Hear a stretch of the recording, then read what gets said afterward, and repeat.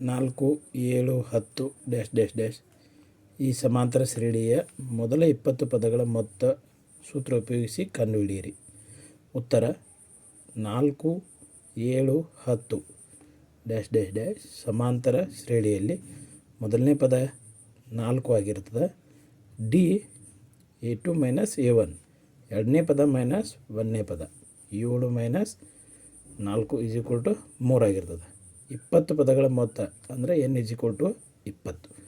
ಸೂತ್ರ Sn = n/2 + 2a + n - 1 D. n ಅಂದರೆ 20 ಇಟ್ಕೋಬೇಕು.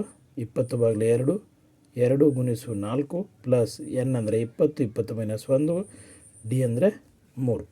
20ರಲ್ಲಿ 1 ಕಳೆದ್ರೆ 19, 2 1 2 10 4 8 ಆಗುತ್ತೆ.